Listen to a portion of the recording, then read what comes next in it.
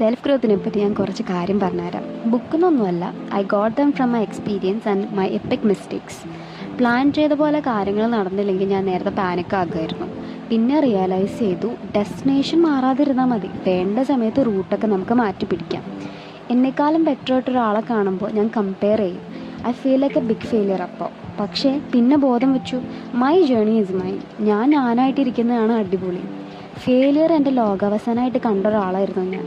ഇപ്പം ഞാനൊരു positive feedback ആയിട്ടാണ് എടുക്കാറുള്ളൂ.